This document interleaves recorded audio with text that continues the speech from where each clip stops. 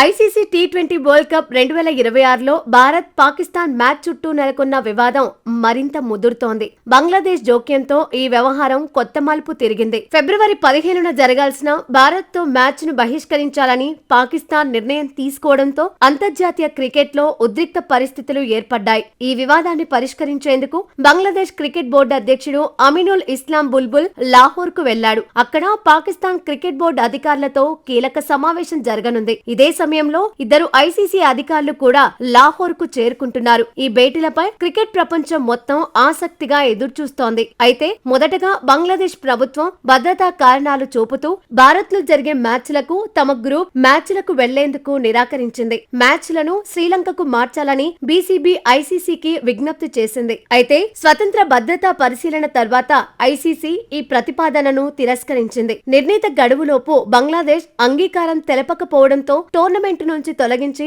వారి స్థానంలో స్కాట్లాండ్ ను చేర్చింది.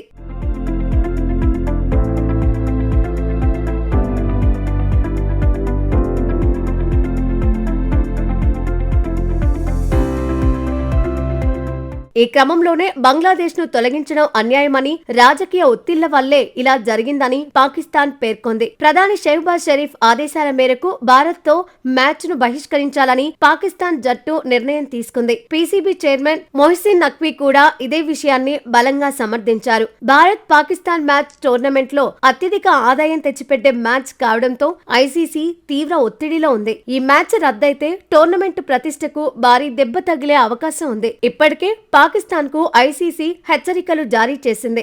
మ్యాచ్ ఆడకపోతే భారీ జరిమానాలు, పాయింట్ల కోత, భవిష్యత్తులో టోర్నమెంటుల నిర్వహణ హక్కులు కోల్పోవడం వంటి చర్యలు తప్పవని స్పష్టం చేసింది. ఇక ఈ వ్యవహారంపై ఐసీసీ సీఈఓ సంజోగ్ గుప్తా కూడా శ్రీలంక వెళ్లి అక్కడి క్రికెట్ బోర్డు అధ్యక్షుడితో చర్చలు జరిపారు. భారత్ తో మ్యాచ్ ఆడాల్సిందేనని పాకిస్తాన్ ను ఒప్పించే ప్రయత్నాలు కొనసాగుతున్నాయి. తాజాగా పీసీబీ ఐసీసీతో చర్చలకు సిద్ధంగా ఉండటంతో పరిస్థితిలో కొంత మార్పు వచ్చే అవకాశం కనిపిస్తోందని క్రికెట్ వర్గాలు చెబుతున్నాయి.